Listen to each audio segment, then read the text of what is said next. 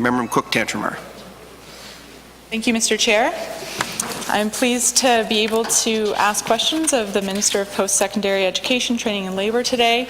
And I guess I'm going to start by talking about what you can probably guess, asking about some of the these renewed bursary programs. So it seems that students and youth in our province for quite a while have been treated a bit like guinea pigs. According to the Auditor General, I'm paraphrasing, I don't think she said guinea pigs, but the education programs keep changing, and it seems at the post-secondary education level the funding keeps changing, things keep moving around. And I'm concerned about the elimination of free tuition. New Brunswick students, New Brunswick has historically had the highest average student debt in the country at an average of $35,200. And I'm concerned about how the changes to the free tuition program will affect those disproportionately hurt lower income students, and also wondering about what I understand there was some form of consultation that happened, and I'm wondering how was that feedback used, because it sounds like the students were saying we would like to keep the timely completion benefit, and the government has decided to cut that. Obviously, when something's not working, you can scrap it or you can make it better. And I'm wondering, did the government investigate fixing this program?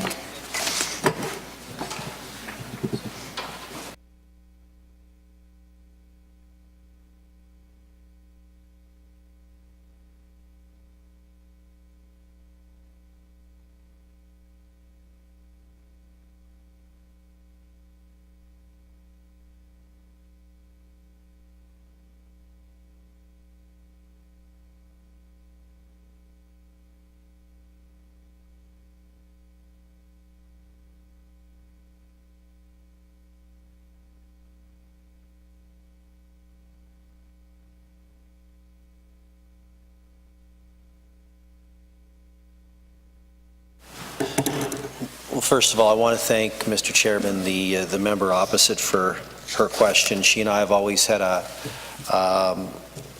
great ability to discuss issues back and forth in the time that she's been here in the legislature, and we don't always agree.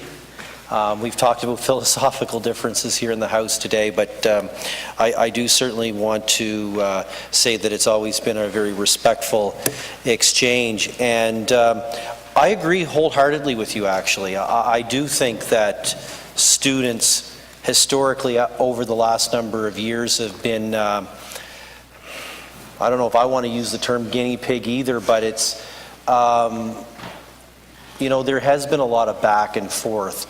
And I know that, look, I used to be a student union leader myself, and I certainly understand that there's some angst about the fact that we've made some changes to the current program.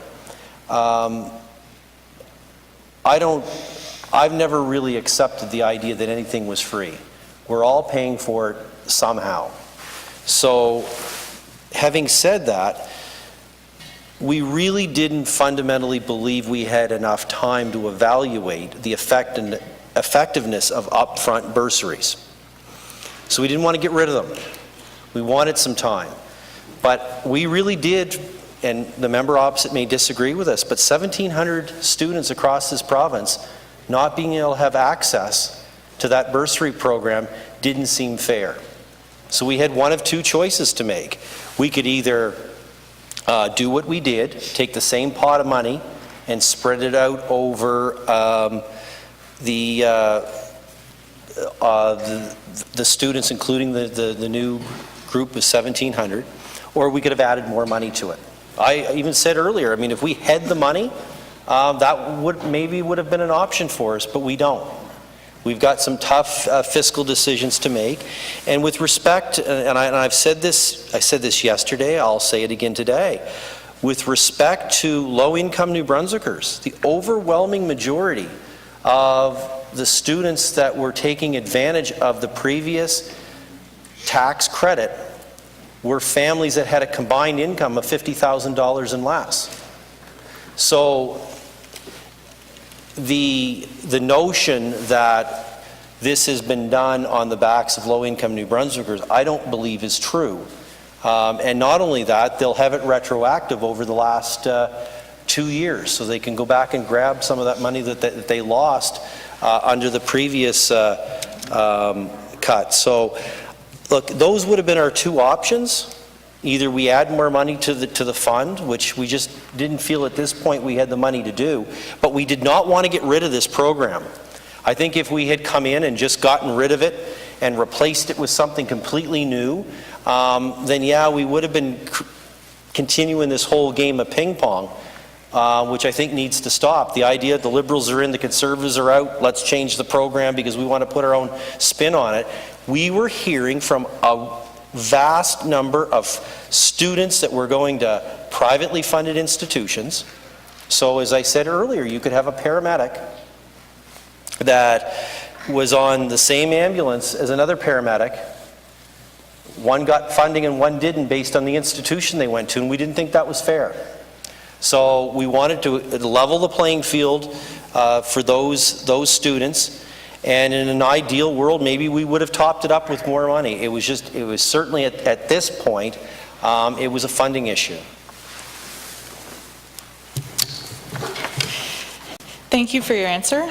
I guess I take issue with saying that some of these changes weren't on the backs of the students with the lowest incomes, because they have gone, and some of them have already started the program, they've gone from, they're in their program, their tuition is being covered, and they're finding out this week that as they continue on in their program, they are going to have to pay potentially thousands of dollars. It's a shock to them, and I'm sure it's a shock to their budgets. For example, at Mount Allison University, there are students who would have started, and they would have been maybe in the category of the family making $24,000 a year, and now it looks like they'll have to pay, over $2,000 per year. It could total for the full program over $8,000 for a student. That they weren't counting on that, and we keep talking about how we have labor shortages.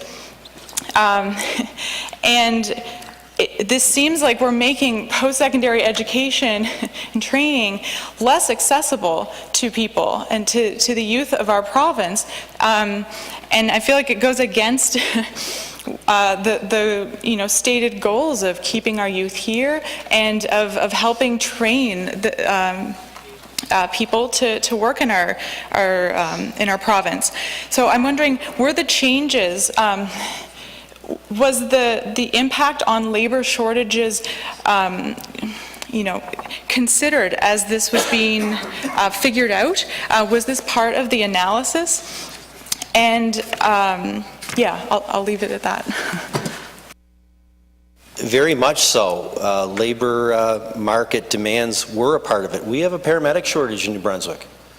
The fact that you had paramedics in one institution getting funded and others not was completely unacceptable.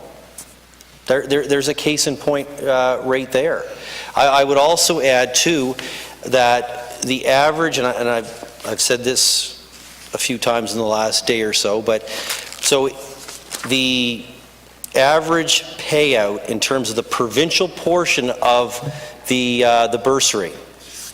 Bear in mind, once again, there's a federal and provincial portion to it, but on the provincial portion, the average payout was about $2,200. Now it's going to be $1,700, down about $5, and the average payout previously on the tuition tax credit was about the same. And like I've said numerous times today, the overwhelming majority of students that took advantage of that were low-income New Brunswickers. So I would argue that the two were brought in so that we could offset that.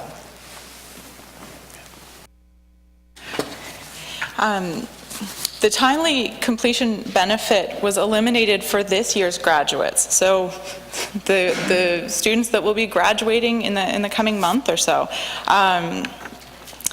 And I'm wondering how much exactly was saved for the timely completion benefit and how much will be spent on tax credits this year.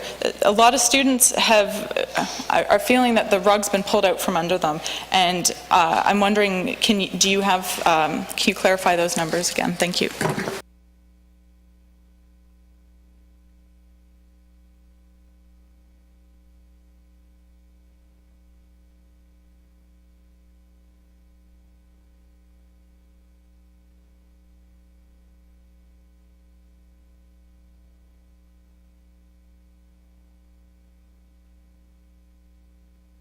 So on the first part, with respect to the timely completion benefit, and I understand the anxiety that this may be creating with graduates this year, but there was 281 students across the province that were taking advantage of it, and it was a $3.3 million expense.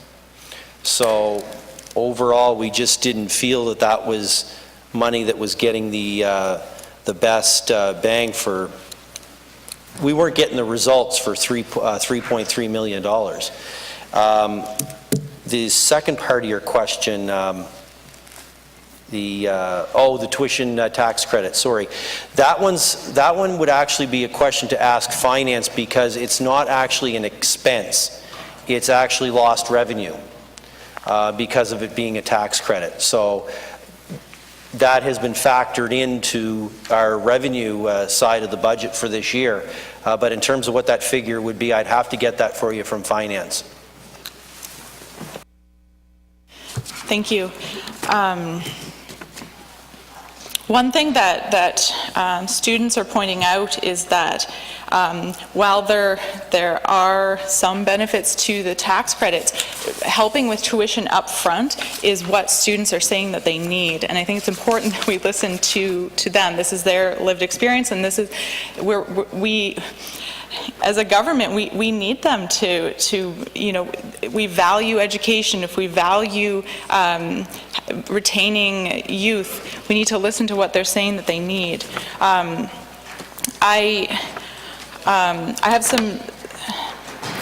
have some numbers here in front of me, and I want to ask you to confirm and add some numbers. So I have the number that 6,319 students received free tuition at universities and colleges last year. I wonder if you can confirm that. And quite a few of these students that received participated in the free tuition program were New Brunswick students. For example, at Mount Allison, 35% were New Brunswick students that were able to participate in this program. I'm wondering, do you know the number of students accessing the free tuition program last year who won't be getting free tuition this year in colleges and in universities?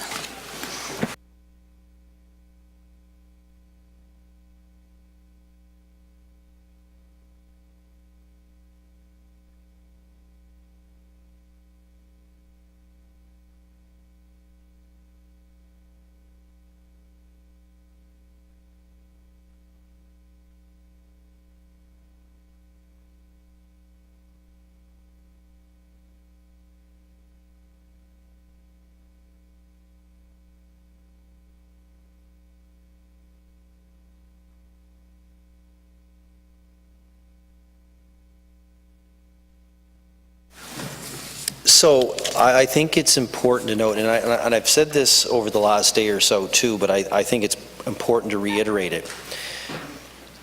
This notion of the previous government that there was free tuition, that was a host of bursary programs between the federal and the provincial government. There is nobody that qualified for, so there's a federal bursary program, and once that's applied, then it stacked on top of that is the provincial one. There is nobody that qualified last year that won't qualify for a bursary program this year. In some cases, it may be a little bit more, or a little bit less rather. But I'll go back to the point that we believe that in many cases that'll be offset by the tuition tax credit. So last year, there were about 7,800 students that took advantage of the bursary program, both the federal and provincial combined. Nobody that qualified last year they'll all qualify this year. And that number has now gone up to 9,500 based on the private colleges coming into the equation.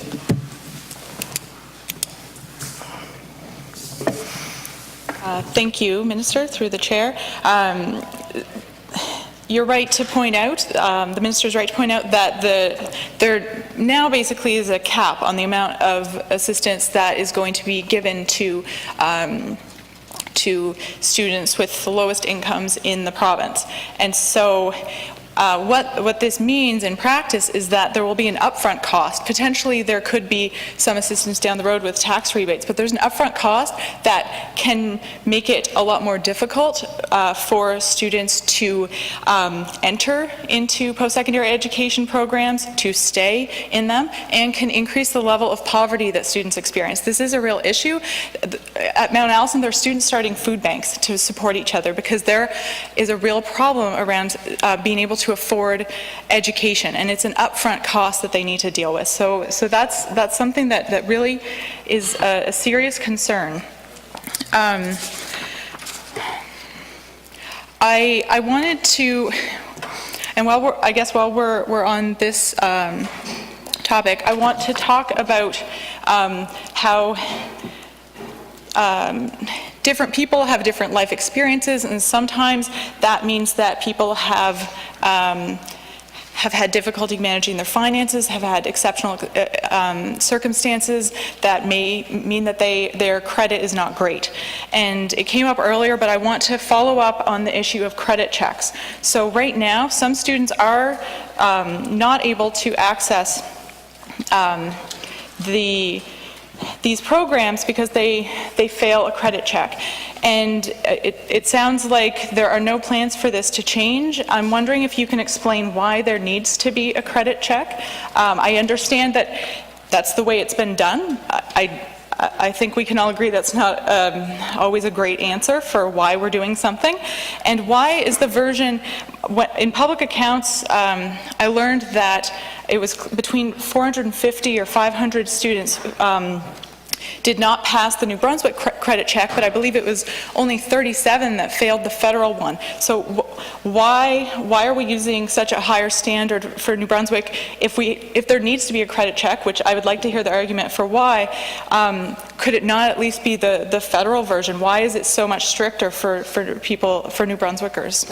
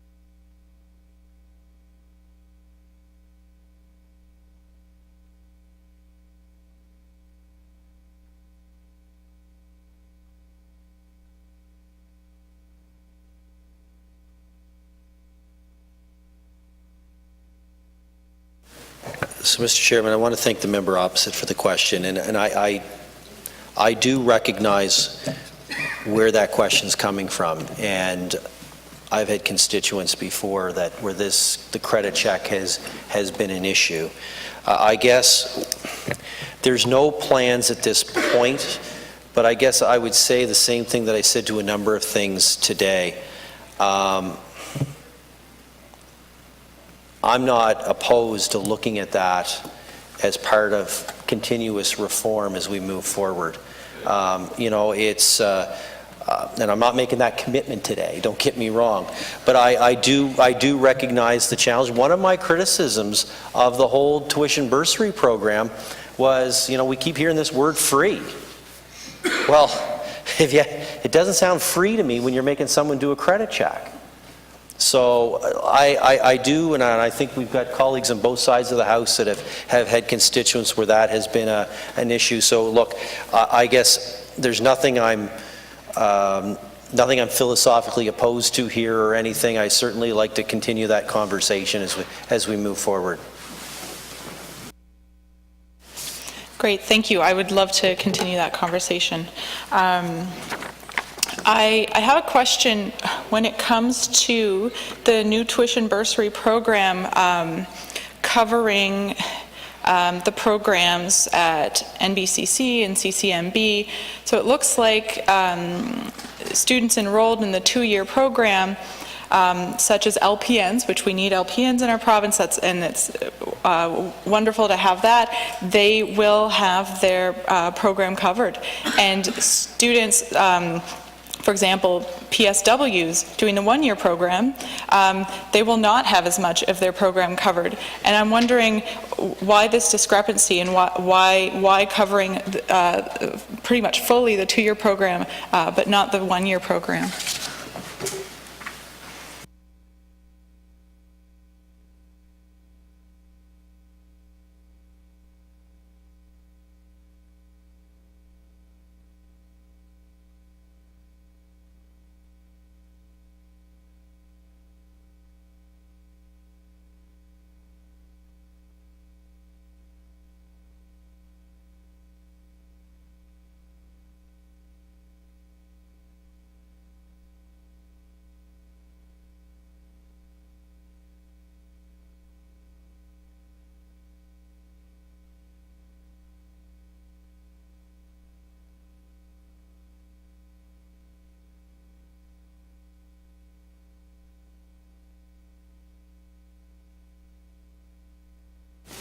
That's actually a really good question, and one that some of my colleagues on this side of the House have had as well. It's actually not the provincial portion.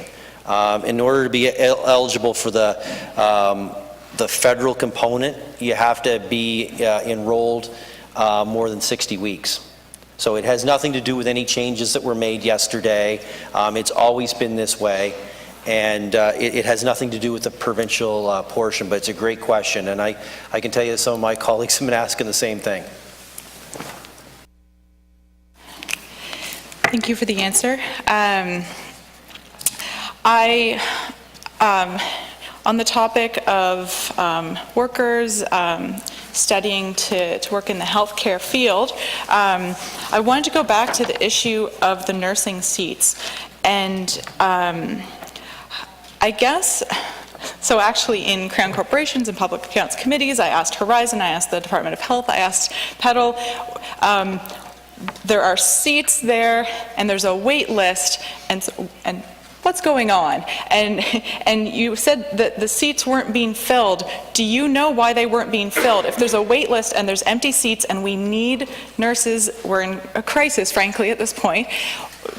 I don't know what's missing here. Can you please try to explain that? Mr. Chairman, I really thank the member for this question, because we don't know why, quite frankly. And that's one of the reasons why, as I said earlier, we can't justify spending millions of dollars on seats that aren't producing results. And you know what, the leader of your party and I are on the same page in terms of universities appearing before an all-party committee of this House to answer those kind of questions. Quite frankly, this has to be all hands on deck. and they've got to step up to the plate too and answer those questions. I don't disagree with you at all. That's why we can't keep funding to the tune of millions of dollars seats that aren't being filled, and they keep some of that money, and we're not getting results. So look, I guess you'll be hearing from me over the next number of weeks, because I'm going to be reaching out to members of your party and other parties in terms of what this nursing strategy could look like. And we have to think outside the box. We've got to be pragmatic. We've got to be. I believe very strongly that we have opportunities to attract international nursing, international nurses as well, to fill that short-term gap as well. So, look, I look the plan right now to fund programs for seats that aren't being filled is not working. So we're stopping that, and we've got to come back with a strategy that involves the Department of Health, ourselves and our department, all of us in this legislature, the Nurses Association, the universities, and it's got to be all hands on deck to come up with a solution, because it's unacceptable that we don't have enough nurses in the system, and some of that is positions as well. So we've got to have a real frank conversation about what all of that looks like moving forward. Thank you. Well, Mr. Chair, I look forward to collaboration with the minister on this. I think that it is a crisis that's been coming for a long time, and I look forward to swift and meaningful action on this, and look forward to the opportunity to collaborate. The minister brought up the all-party committee, which public universities come before. On that topic, I was wondering, do you have an update on the status of the MOU with St. Thomas University? And then connected to that, when will the universities be back? I believe they're supposed to come annually. When will they be coming back before a committee?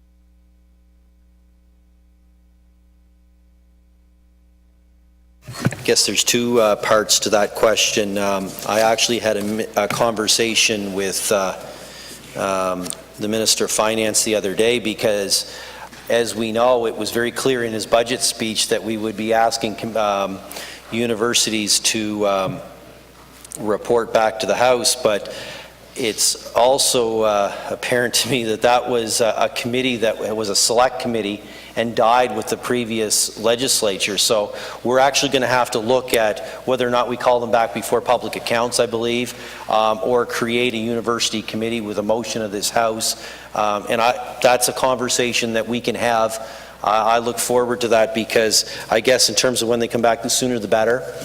Certainly in our budget speech, we're certainly committed to it. I would ask that all parties work together in terms of what that could look like, so that they have to appear before a legislative oversight committee like any other publicly funded body that gets that kind of money here in the province of New Brunswick. With respect to St. Thomas, all I can say at this point is conversations are still ongoing. We're going to be meeting with them in the very near future. I believe a meeting has been set. There's been some conversations to this point, and we look forward to those moving forward. So, connected to this, but sort of jumping back a bit, earlier the minister said that when looking at the funding, there were two options around the what to do around the, I guess, I don't know whether we want to call it free tuition. I guess the word free maybe isn't the right word, but the TAB program, free tuition program, and now including students who go to private colleges. And one of the options was to expand the funding to include everyone and not to take some of the funding or minimize the funding for lower income students. But given that the funding is now extended and will be going towards, including students that attend private colleges, I'm wondering, sort of along the theme of accountability for the public universities, what will be happening, what will be implemented in order to have accountability for the private ones?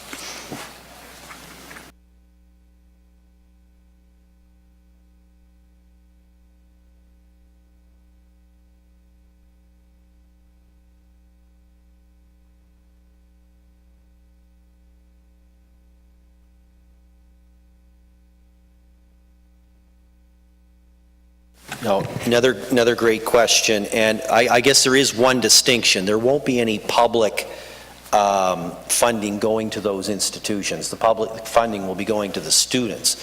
However, you do raise a point about accountability and regulatory frameworks.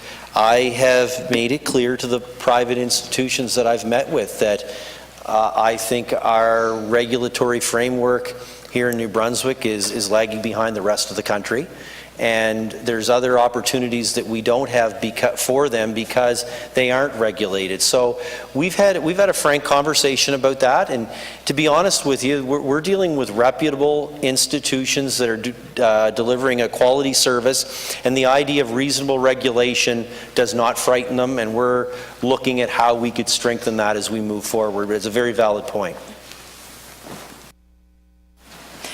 Thank you. I have one final question on two topics, but I'll combine them. So I think that this has come up in different areas, and so I want to ask whether the minister and the department implemented some form of gender-based analysis plus when doing the budget, and connected to that,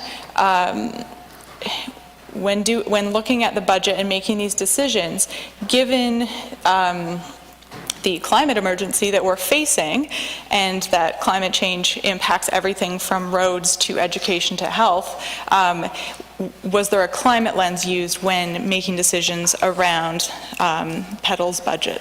Thank you.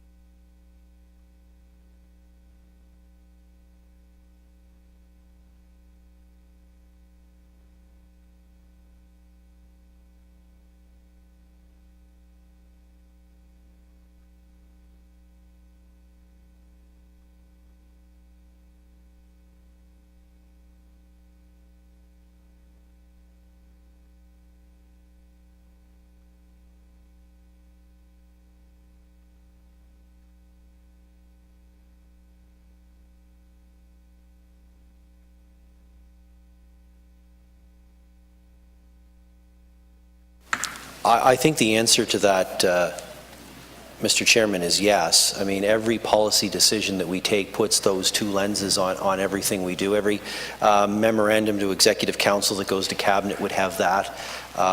Certainly, we would take that into consideration when we're making decisions. With respect to the environment piece, I mean, I know we have some disagreement over resource development, but I was a former Minister of Environment. I'd like to think at the end of the day that was because the Premier of the day believed I cared about the environment, because I do. So I can tell you that I personally put that lens on decisions that we make, and I feel strongly that our department does the same as well. Certainly a consideration that takes place any time that we send something to Cabinet for a decision.